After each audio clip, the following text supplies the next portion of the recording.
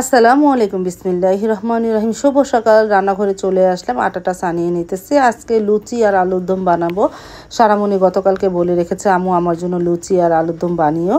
আজ শুক্রবার সকাল থেকে শুরু করে দিলাম নতুন ব্লগটা। আর যে আমি রান্নাঘরে চলে এসেছি আর বিড়াল ছানাগুলো আমার সাথে সাথে চলে এসেছে। দেখো কি দুষ্টামি লাগিয়ে দিয়েছে তিনোটায়। আর এদিকে প্রেসার কুকারে আলু আর মুরগির বুকের মাংস সিদ্ধ করে নিয়েছি। আলুর দমে মুরগির গোস্ত দিতে বলেছে সারামণি, বলতেছে মুরগির গোস্ত দিবা। আর এদিকে আটাটা ভালোভাবে সানিয়ে তারপরে মশলাটা ভালোভাবে কষিয়ে নিয়েছি আলুর দমে মশলা তোমাদের কি দেখাবো, এর আগে তোমাদের সাথে অনেকবার শেয়ার করেছি। তারপর মশলাটা ভালোভাবে কষানো হয়েছে। আর এদিকে একটা ডিম ভেজে নিতেছে। সাইদুলের বাবা লুচি আলুর দম খাবে না, সে খাবে পান্তা ভাত, গতকালকের ভাত ছিল। তারপরে এই যে আলু আর মুরগি গোস্তটা দিয়ে দিলাম, দিয়ে একটু হালকা নাড়াচাড়া করে পানি দিয়ে দিব।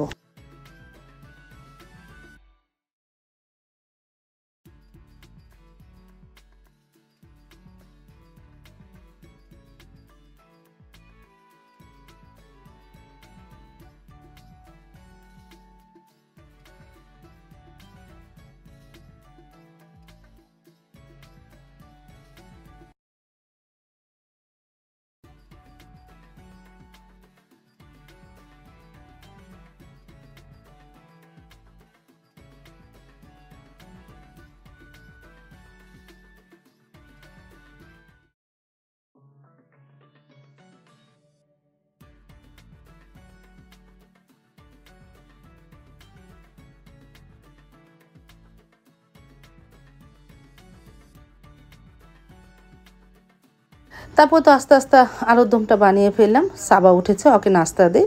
তারপর সারামণি উঠলে সারামণিকে দিব। মানে লুচি ভেজে রাখলে তো ঠান্ডা হলে ভালো লাগে না, গরম গরমই ভালো লাগে।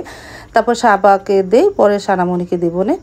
সারামণিকে ডাক দিয়েছি অবশ্য, সাবা খেতে থাক এতক্ষণে। লুচিগুলো মাশাআল্লাহ ভালোই ফুলেছিল।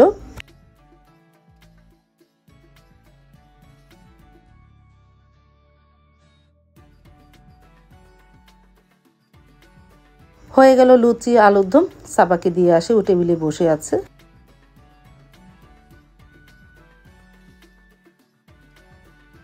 এই যে সাবা খেয়ে নিল। সাবাকে বললাম কেমন হয়েছে, আলহামদুলিল্লাহ ভালোই হয়েছিল।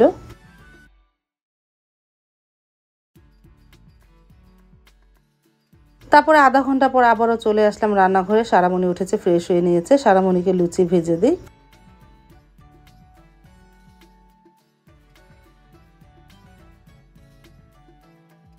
এই যে সারামণিকে দিয়ে গেলাম, ও সকালে নাস্তা করে নিল।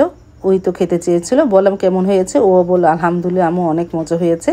আর যে দেখো বিড়াল ছানাগুলি কই উঠেছে।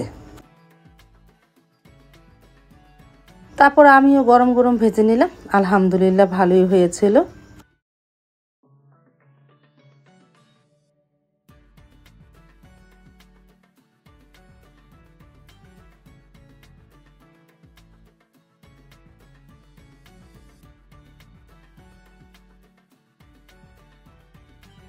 তারপর তো সকালে নাস্তা খাওয়া হয়ে গেছে। থাল বাসনগুলো রেখে রাখি আর বাকিগুলো ধুয়ে নিই। সকালে নাস্তা খাওয়ার পর তো অনেক জমেছে, এগুলো এখন ধোয়া পাকলি করে নিই। ভাবি তো সকালে কাজ করে চলে গেছে। তারপরে ধোয়া পাকলি করে ঘর ঝাড়ু দিয়ে মুছেও নিতেছি, ভালোভাবে ঘরগুলো গুছিয়েছি। তারপরে ঝাড়ু দিয়ে এলাম, এখন ঘর মুছতেছি। ঘর ঝাড়ু দিয়ে মুছতে প্রায় আমার 1 ঘন্টা সময় লেগে যায়। ঘর টগর গুছিয়ে তারপর ঝাড়ু দিয়ে মুছতে প্রায় 1 ঘন্টা লাগে।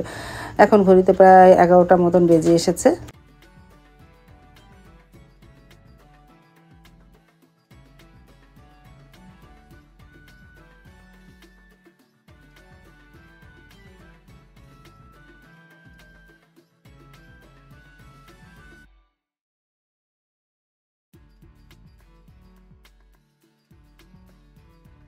তারপর তো ঘন্টাখানিক পর চলে আসলাম রান্নাঘরে। ডিম সিদ্ধ করে নিতেছি। সাদা পোলাওর সাথে খাওয়া হবে, চিলি চিকেন বানাবো আর রোস্ট রান্না করব।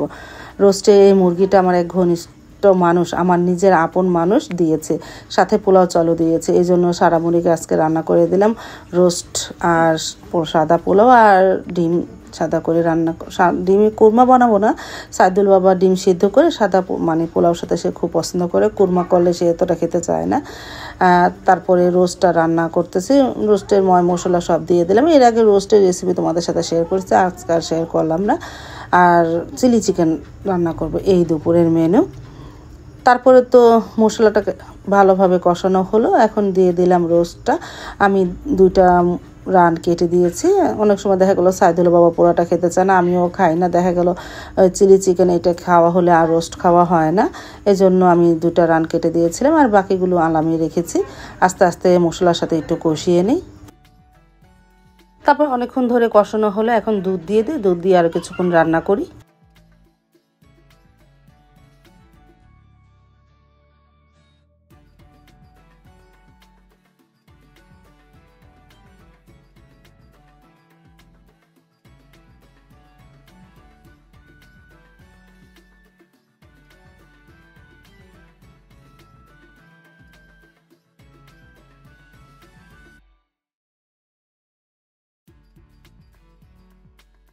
তারপর তো রোস্টটা রান্না হয়ে গেল। আজকে রোস্টটা অনেকটা ঘনত্ব হয়ে গেছে, বাড়িতে বেড়ে রেখেছি, ঠান্ডা হওয়াতে অনেকটাই ঘনত্ব হয়ে গেছে। আজকে বাদামটা মনে হয় বেশি পড়ে গেছে রোস্টের মধ্যে। আর এদিকে চিলি চিকেনের জন্য মুরগিগুলো ভেজে নিতেছি, আর পোলাওটা ভাপে বসিয়ে দিয়েছিলাম। আস্তে আস্তে হয়ে গেল, এখন একটা নাড়া দিই।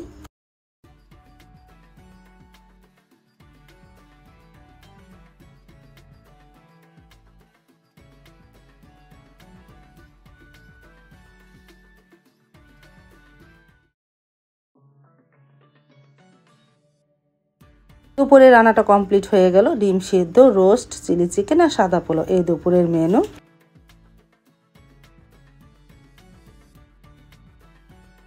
তারপরে সাইদুল বাবা জুমার নামাজ পড়ে চলে আসলো, আমরা খেতেও বসে পড়লাম। আলহামদুলিল্লাহ পোলাও রোস্ট আলহামদুলিল্লাহ অনেক মজাই হয়েছিল।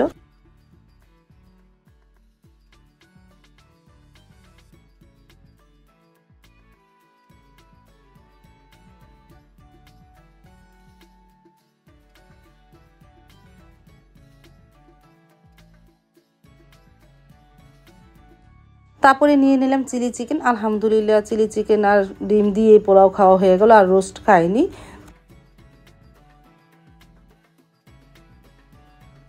আজ তাহলে এই পর্যন্ত, দেখা হবে আগামীকালকে নতুন আরেকটা ব্লগ নিয়ে। আল্লাহ হাফিজ, আসসালামু আলাইকুম।